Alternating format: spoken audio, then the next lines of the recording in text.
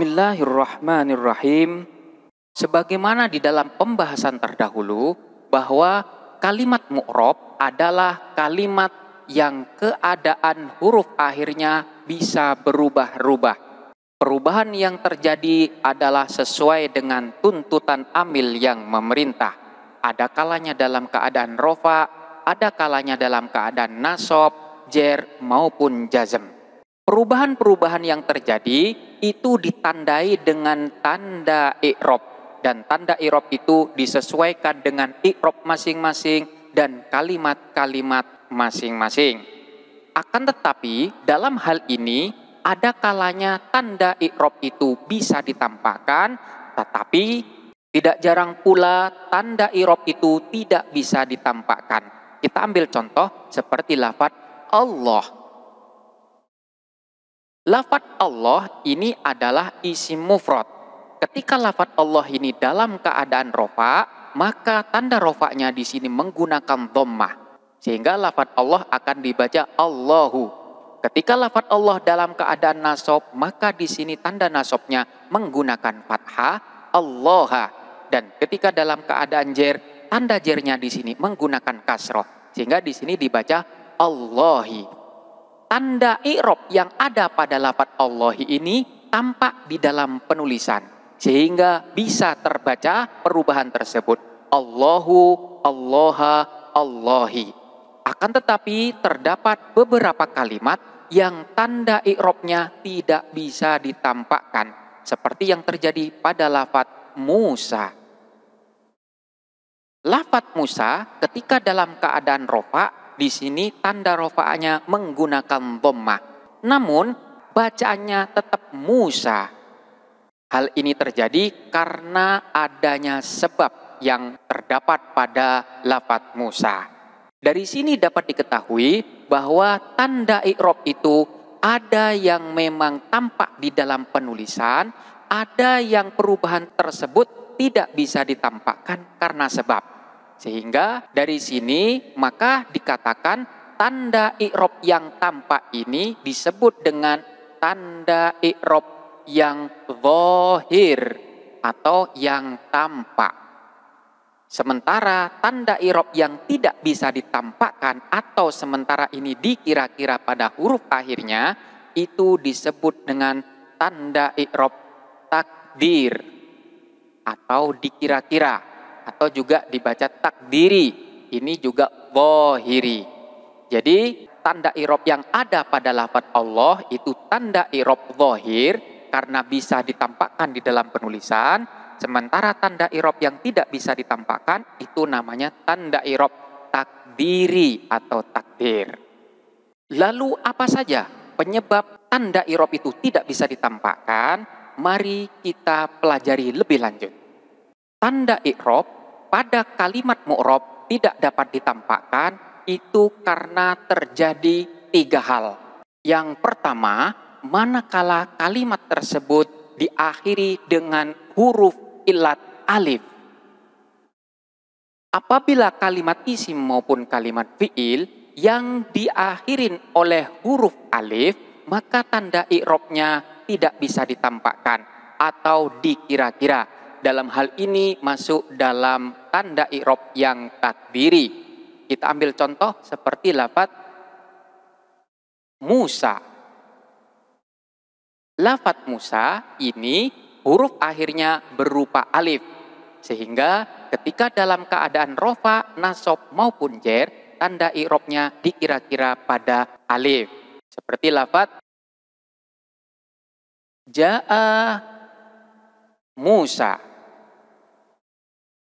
Ro'aitu Musa dan min Musa. Lafaz Musa pertama, kedua, dan ketiga ini sama-sama dibaca Musa.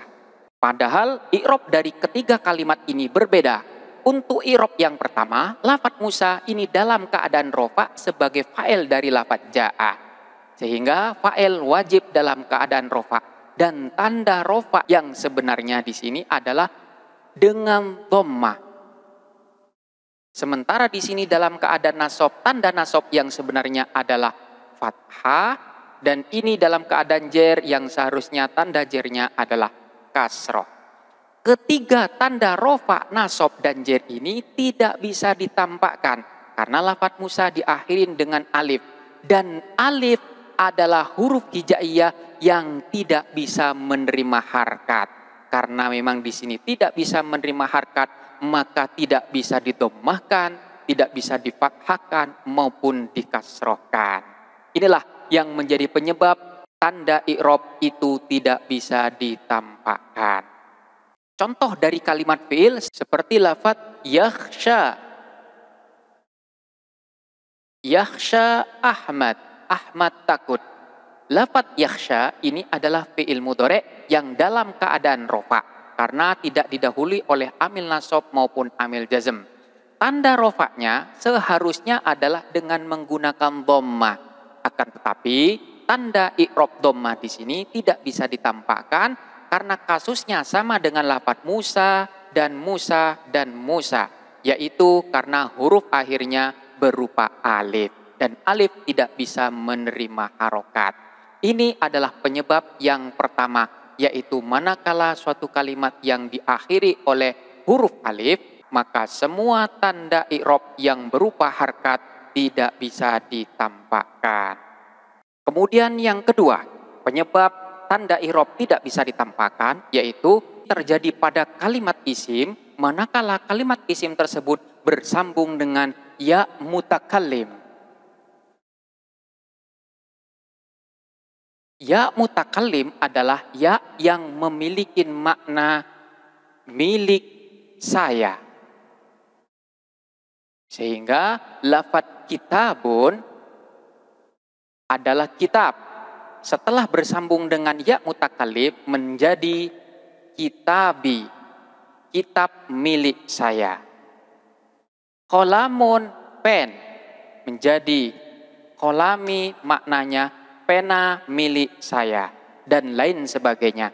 Ini adalah ya mutakallim. Kalimat isim manakala bersambung dengan ya mutakallim, maka semua tanda i'rab yang berupa harkat itu dikira-kira pada huruf akhirnya. Kita ambil contoh seperti lafadz hadza baiti, ro'aitu baiti, kemudian min baiti.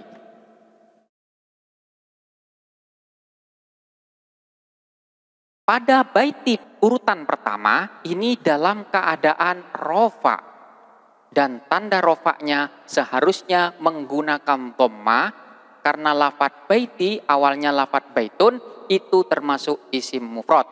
Kemudian yang kedua ini dalam keadaan nasab karena sebagai maf'ul dan maf'ul harus nasab dan tanda nasabnya di sini seharusnya menggunakan fathah. Sementara yang ketiga ini dalam keadaan jer karena dimasukin oleh huruf jermin dan tanda jernya seharusnya menggunakan kasroh. Pada baiti yang pertama ini tanda rofaknya menggunakan dhammah. Akan tetapi di sini tanda dhammahnya tidak bisa ditampakkan. Seharusnya yang dhammah di sini adalah ta. Ya, karena huruf akhir daripada lafadz baitun adalah ta. Seharusnya ini berharkat dhammah. Akan tetapi di sini harkat dhammah tersebut tidak bisa ditampakkan karena di sini bersambung dengan ya mutakallim yang sukun. Sehingga taknya di sini diberi harkat kasroh untuk menyesuaikan harokat dengan ya sukun tersebut. Sehingga harus dibaca hadza baiti. Tidak boleh dibaca hadza baitui. Kemudian yang kedua, lafadz baiti ini dalam keadaan nasab yang seharusnya taknya ini berharkat fathah sebagai tanda nasab. Karena ini bersambung dengan ya mutakallim, maka tanda nasabnya itu dikira-kira karena di sini harus menyesuaikan harkat dengan ya mutakallim sehingga harus diberi harkat kasroh. Ro'aitu baiti, tidak boleh dibaca ro'aitu baitai. Dan kemudian yang terakhir, ini dalam keadaan jer dan tanda jernya dengan kasroh, seharusnya lafadz baiti itu dijerkan dengan kasroh. Akan tetapi di sini dikasrohkan bukan sebagai tanda jer, akan tetapi tanda kasroh ini hanya sebagai tanda penyesuaian untuk menyesuaikan harkat pada ya mutakallim yang sukun ini. Jadi kasroh di sini bukan tanda i'rab jer, tetapi hanyalah tanda penyesuaian dengan ya mutakallim yang sukun. Sehingga seluruhnya dalam keadaan rofa, nasab, dan jer ini tanda i'rabnya dikira-kira tidak bisa ditampakkan. Hadza baiti, ra'aitu baiti, min baiti. Dan penyebab yang ketiga adalah manakala kalimat tersebut diakhirin oleh huruf wawu atau iya dan tanda i'rabnya berupa harkat dhammah atau kasroh. Menurut orang Arab, wawu atau iya yang berada di akhir kalimat kemudian menerima harkat dhammah atau kasroh, ini dianggap berat bacaannya. Sehingga wawu atau ya yang berharkat dhammah atau kasroh itu harus disukunkan. Seperti yang terjadi pada lafadz al-qadhi. Lafadz al-qadhi ini adalah kalimat isim yang diakhirin oleh huruf ya. Dalam hal ini, tanda i'rab rofa maupun jer dari lafadz al-qadhi tidak boleh ditampakkan. Seumpamanya seperti lafadz al-qadhi dalam keadaan rofa, yaitu hadza al-qadhi. Kemudian dalam keadaan jer seperti lafadz minal qadhi. Ketika dalam keadaan rofa, tanda rofanya seharusnya menggunakan dhammah. Ketika dalam keadaan jer, tanda jernya seharusnya menggunakan kasroh. Akan tetapi dhammah atau kasroh pada huruf ya yang berada di akhir kalimat ini tidak boleh ditampakkan. Sehingga dhammah atau kasroh di sini harus dibuang dan diganti dengan sukun.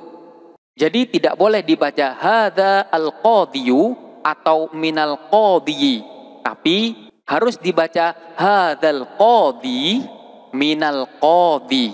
Dengan alasan sebagaimana tadi bahwa wawu atau ya yang berada di akhir kalimat tidak boleh menerima harkat dhammah atau kasroh karena hal tersebut memberatkan bacaan menurut orang Arab.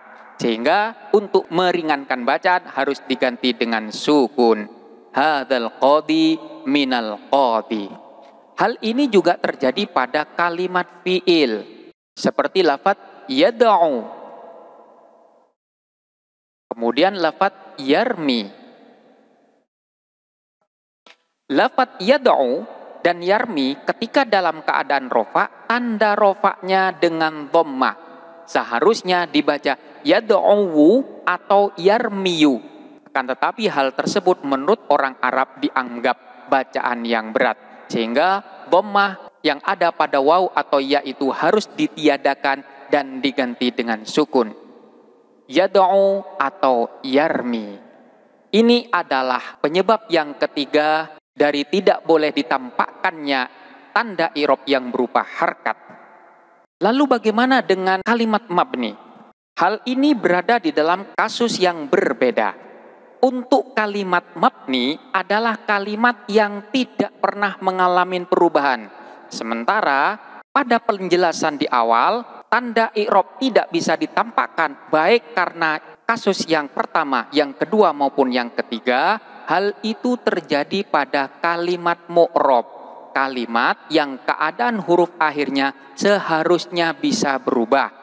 Cuma karena berada dalam kondisi tertentu, dia tidak bisa menampakkan harokatnya. Untuk kalimat mabni tidak akan pernah mengalami perubahan selama-lamanya. Karena bukan berarti tidak bisa menerima tanda i'rab, tetapi karena memang dia tidak bisa mengalami perubahan. Kita ambil contoh seperti lafadz hadza alladzi qama ibnuhu. Ra'aitu alladzi qama ibnuhu, min alladzi qama ibnuhu. Lafadz alladzi ini adalah kalimat mabni, sehingga dia tidak bisa diberi tanda i'rab karena selama-lamanya dia tidak akan mengalami perubahan. Jadi tidak bisanya dia berubah bukan karena terdapat penyebab di antara yang tiga tadi, tapi karena memang lafadz alladzi tersebut adalah kalimat mabni yang tidak akan pernah mengalami perubahan sekalipun dimasukin oleh berbagai macam amil yang berbeda-beda. Di sini dalam keadaan rofa, nasab maupun jer hanya dalam kedudukan saja. Sementara lafadznya tetap lafadznya mabni alias tidak pernah mengalami perubahan. Jadi beda. Kalau kalimat mu'rob tidak bisa ditampakkan tanda i'rob yang berupa harokat, mungkin disebabkan salah satu dari tiga penyebab yang tadi. Tetapi kalau kalimat mabni memang tidak bisa diberi tanda i'rob karena dia tidak akan pernah mengalami perubahan selama-lamanya. Itu adalah kalimat mabni. Hanya saja dia bisa dalam keadaan rofa, nasab, dan jer hanya sebatas kedudukan saja.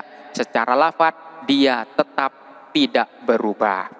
Ini adalah penjelasan tentang tiga hal yang menyebabkan kalimat tidak bisa menampakkan tanda harokatnya. Berikut juga penjelasan dengan kalimat mabni yang tidak berubah bukan karena terdapat penyebab, tapi karena secara lafadz dia memang tidak bisa berubah. Silahkan untuk dipahamin secara seksama.